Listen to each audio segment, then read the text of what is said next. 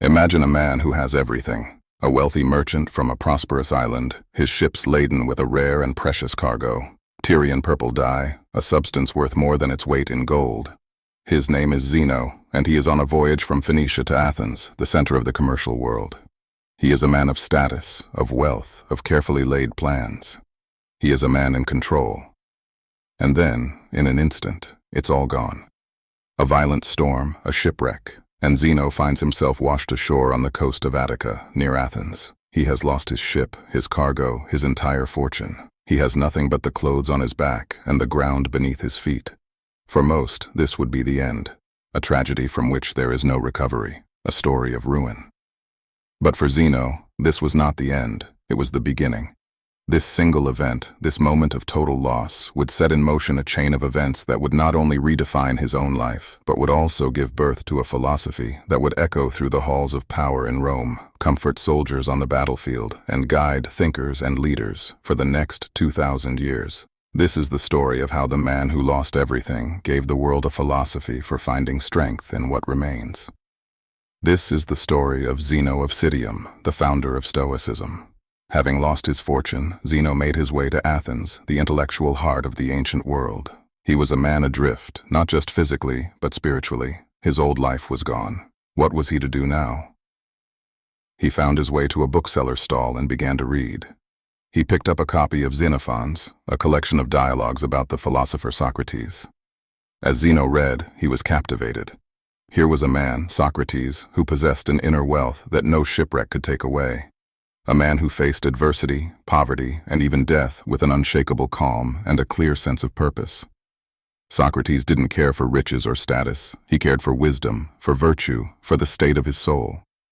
For Zeno, who had just lost all the external things he had valued, this was a revelation. He looked up at the bookseller and asked a question that would change his life. Where can I find a man like that? As fate would have it, at that very moment, the most famous Cynic philosopher in Athens, Crates of Thebes, was passing by. The bookseller simply pointed and said, "Follow him." And that is exactly what Zeno did. He had found his new cargo, his new purpose, the pursuit of wisdom. Zeno's philosophical education was not a straight line. He was a synthesizer, a man who took the best from many different schools of thought. His first and most influential teacher was Crates the Cynic. The Cynics believed in living a life of virtue in agreement with nature, which meant rejecting conventional desires for wealth, power, and fame. They practiced a radical simplicity and a form of shamelessness, doing what was natural without regard for social convention. Zeno learned from Crates the importance of asceticism and indifference to external things. But he was, by nature, a more modest and reserved man. He couldn't fully embrace the Cynic shamelessness. One famous story tells of Crates forcing him to carry a pot of lentil soup through the city. When Zeno, embarrassed, tried to hide it, Crates smashed the pot, and as Zeno ran away with soup dripping down his legs, Crates called out, "Why run away, my little Phoenician? Nothing terrible has befallen you." It was a lesson in overcoming shame and realizing that our judgments about events, not the events themselves, are what cause us to suffer. But Zeno knew that a simple rejection of society was not enough. He sought a more systematic and logical foundation for his philosophy. He studied with Stilpo of the Megarian school, and with the dialecticians Diodorus Cronus and Philo, from whom he learned the art of rigorous logical argument. He needed a philosophy that could be defended, a fortress of reason. Finally, he studied at the Academy, the school founded by Plato, under the philosophers Xenocrates and Polemo. From them, he absorbed the Platonic ideas of a rational universe and the importance of a well-ordered soul. Zeno was a sponge, soaking up the wisdom of Athens. But he was not a mere imitator. He was forging something new, a philosophy that combined the ethical rigor of the Cynics, the logical precision of the dialecticians, and the cosmic vision of the Platonists. Around 301 BC, after nearly 2 decades of study, Zeno was ready. But he did not establish a formal school in a private building. Instead, he began to teach in a public space, the Stoa Poikile, or painted porch, in the heart of Athens. This was a radical act. Philosophy, he believed, should be open to everyone, not hidden away behind closed doors. His followers were first called Zenonians, but soon they became known as the Stoics, the people of the Stoa. What Zeno taught was a powerful and complete system for living, He divided philosophy into three interconnected parts: logic, physics, and ethics. He used the analogy of an egg. The shell is logic, the egg white is physics, and the yolk is ethics. Or an orchard. The protective wall is logic, the trees are physics, and the fruit is ethics. All three were necessary for a good life. Was the art of reasoning the tool for distinguishing truth from falsehood? For Zeno, the key was to have clear perceptions, and to give assent only to those impressions that were true. This was the foundation of a rational mind. Was the understanding of the natural world. Zeno taught that the universe was a single, living, rational entity, a divine being called God or Logos. Everything in the universe was interconnected and governed by a rational plan. We are all parts of this cosmic whole, and was the fruit of this understanding. If the universe is rational, and we are rational beings, then the goal of life is to live in agreement with nature, to live according to reason.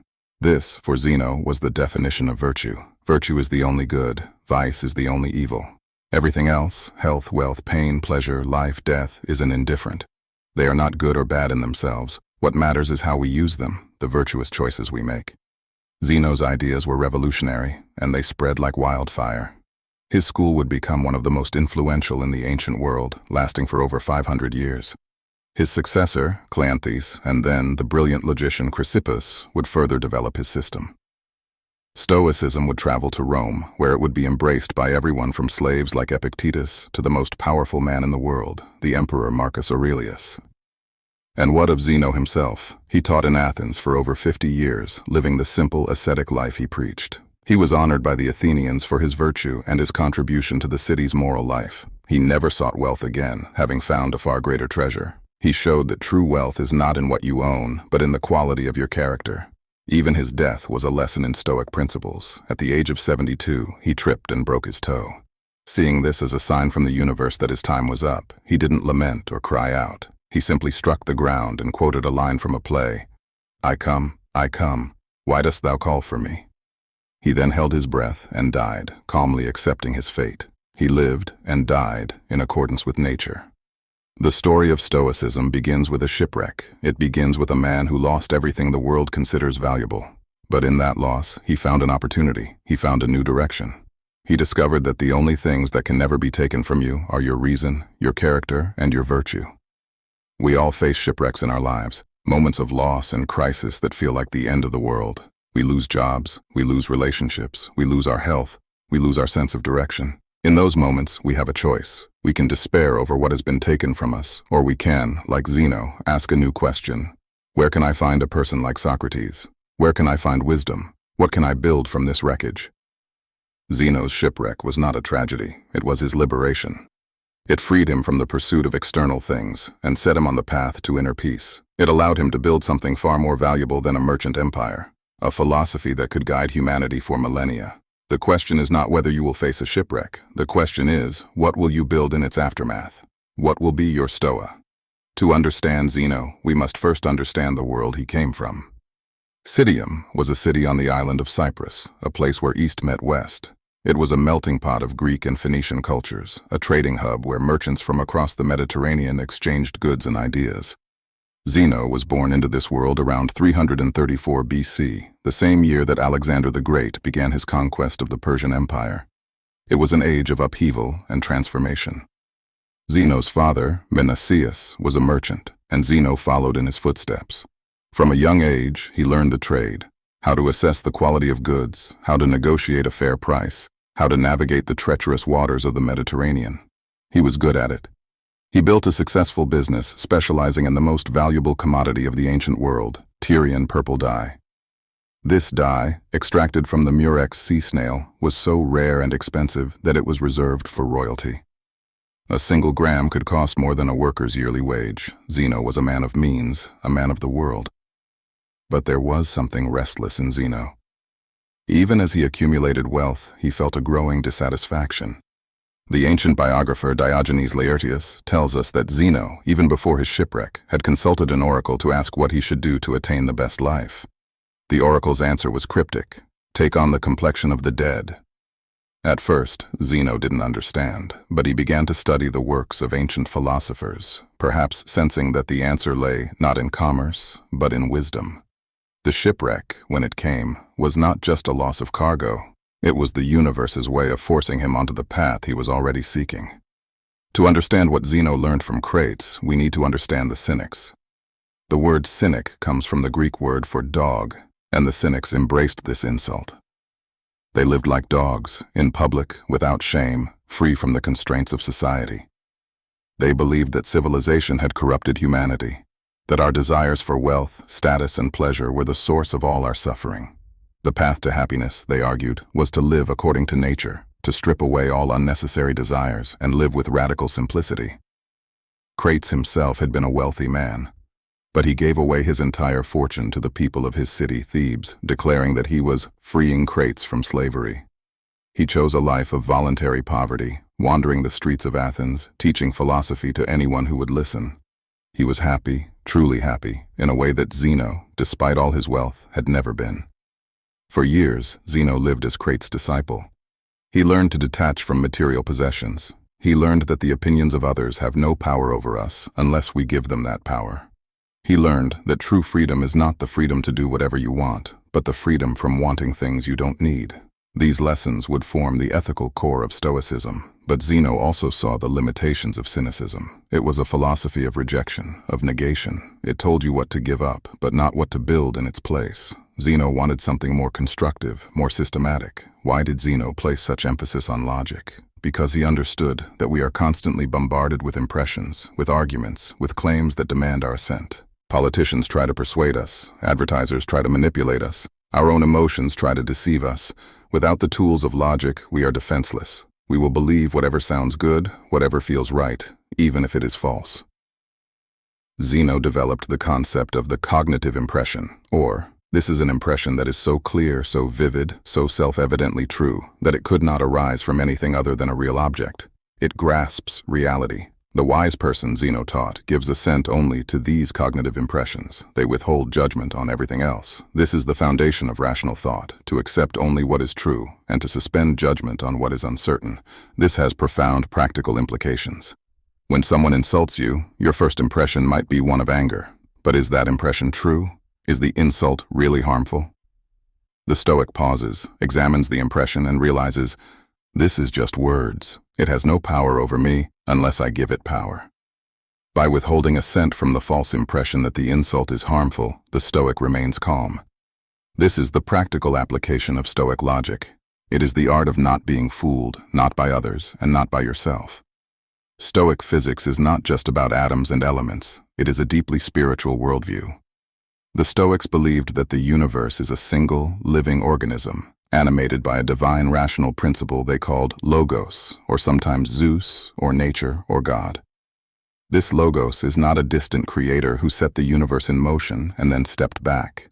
It is the universe. It permeates every atom, every plant, every animal, every human being. We are all fragments of the divine. This has profound ethical implications. If we are all parts of the same cosmic whole, then we are all connected. Harming another person is like harming yourself. Helping another person is like helping yourself. This is the foundation of Stoic cosmopolitanism, the idea that we are all citizens of the world, members of a single human family. Zeno himself wrote a famous work, now lost, called in which he envisioned an ideal society where all people, regardless of nationality or status, lived together in harmony, governed by reason and virtue. This vision of a connected universe would echo through the centuries. Marcus Aurelius, the Roman emperor and Stoic philosopher, wrote constantly about this idea. Meditate often on the connection of all things in the universe and their relation to one another, he advised himself. This was Zeno's legacy, a philosophy that saw the individual not as an isolated atom, but as a vital part of a vast, rational, and ultimately benevolent cosmos. One of the most challenging aspects of Stoic ethics is the concept of indifference. Zeno taught that virtue is the only true good and vice is the only true evil. Everything else, health, wealth, pleasure, pain, life, death, is neither good nor bad in itself. These things are indifferent to our happiness. This sounds radical, even absurd. How can health not be good? How can pain not be bad? The Stoics would answer, consider a virtuous person who is sick. They can still be happy because their happiness depends on their character, not their circumstances. Now consider a vicious person who is healthy. Their health does not make them happy. Their vices make them miserable. Health in itself is not good or bad. It is what you do with it that matters. But Zeno was not a fool. He recognized that some indifferents are naturally preferable to others. It is natural to prefer health to sickness, wealth to poverty. These are preferred indifferents. The wise person will pursue them, all else being equal. But, and this is the crucial point, they will never pursue them at the cost of virtue. They will never lie to gain wealth. They will never betray a friend to preserve their reputation. Virtue always comes first. The indifferents are the raw material of life. Virtue is what we make of them. Perhaps you are facing your own shipwreck right now. Perhaps you have lost something you thought you couldn't live without. A job, a relationship, your health, your sense of direction. In those moments, it is easy to despair, to feel that the universe is against you, that your life is over. But Zeno's story offers a different perspective. What if your shipwreck is not a punishment, but an invitation? What if the universe is not taking something from you, but clearing the way for something new? What if the loss of external things is the first step toward discovering your internal wealth, your reason, your character, your capacity for virtue? Zeno didn't find philosophy because his life was going well. He found it because his life fell apart. The shipwreck stripped away his illusions and forced him to ask the fundamental questions. What is truly valuable? What can never be taken from me? How should I live? These are the questions that Stoicism answers, and they are the questions that your shipwreck is inviting you to ask. Zeno of Citium lost his fortune in a storm. He washed ashore with nothing, and from that nothing, he built a philosophy that has guided millions of people for over 2,000 years. He proved that the greatest wealth is not in what you own, but in who you are. He showed that the obstacle is not in the way, the obstacle is the way. And he left us with an invitation that is as relevant today as it was in ancient Athens. Come to the Stoa, ask the hard questions, and discover the freedom that no shipwreck can ever take away. When Zeno died, the leadership of the Stoic school passed to his most devoted student, Cleanthes of Assos. Cleanthes was a former boxer, a man of immense physical and mental endurance. He was so poor that he worked as a water carrier at night to pay for his philosophical studies during the day. The Athenians, suspicious of how he survived without visible means of support, summoned him to court. When he explained his situation, they were so impressed by his dedication that they offered him a reward. He refused it. Cleanthes embodied the Stoic ideal of perseverance and indifference to hardship. Cleanthes is best remembered for his Hymn to Zeus, a beautiful poem that expresses the Stoic vision of a rational, benevolent universe. "Lead me, O Zeus, and thou, O Destiny," he wrote, "to wherever your decrees have assigned me. I follow willingly, and if I did not wish to, I would follow nonetheless, a wicked man." This is the essence of Stoic acceptance, to align your will with the will of the universe, to embrace your fate not with resignation, but with love. After Cleanthes came Chrysippus of Soli, the man who would become known as the second founder of Stoicism. If Zeno was the architect and Cleanthes the builder, Chrysippus was the engineer who made the structure unshakable. He was a prolific writer, said to have composed over 700 works, though sadly almost none survive today. He systematized Stoic logic, developed their physics, and refined their ethics into a coherent and defensible system. It was said that, if there had been no Chrysippus, there would have been no Stoa. Thanks to the work of these three men, Zeno, Cleanthes, and Chrysippus, Stoicism spread far beyond the walls of Athens. It traveled to Rome, where it found fertile ground among the practical, duty-bound Romans. It was embraced by statesmen like Cato the Younger, who chose death over submission to tyranny. It was taught by the former slave Epictetus, whose lectures would inspire generations. And it reached its highest expression in the private journals of Marcus Aurelius, the philosopher king who ruled the Roman Empire at its height. For over 500 years, Stoicism was one of the dominant philosophies of the Western world. And even after the rise of Christianity, its influence did not disappear. Stoic ideas were absorbed into Christian theology. They resurfaced in the Renaissance as Neo-Stoicism. And today, in the 21st century, Stoicism is experiencing a remarkable revival. Books on Stoic philosophy are bestsellers. Entrepreneurs, athletes, and military leaders cite Marcus Aurelius as their guide. The philosophy born from Zeno's shipwreck is more relevant than ever. So what does Zeno's story mean for you? It means that you don't need perfect circumstances to live a good life. You don't need wealth or status or the approval of others. You need only one thing: the commitment to live according to reason and virtue. That is within your power right now, regardless of your situation. Stoicism is not a passive philosophy. It is a daily practice. It is the choice, made moment by moment, to respond to life with wisdom, courage, justice, and temperance. It is the discipline of examining your impressions before you give them your assent. It is the commitment to focus on what you can control and accept what you cannot. It is the recognition that you are part of something larger than yourself and that your actions matter. Zeno built his school in a public place because he believed philosophy should be accessible to everyone. You don't need to be rich or educated or privileged to be a Stoic. You just need to be willing to ask the hard questions and do the hard work of self-improvement. The Stoa is open. The invitation stands. The only question is, will you accept it? Zeno of Citium lost everything in a shipwreck, and in that loss he found a treasure that could never be taken away. He found philosophy. He found Stoicism. He found the path to a good life, and he left that path open for all of us to follow. The question is not whether you will face storms in your life. The question is, what will you become because of them?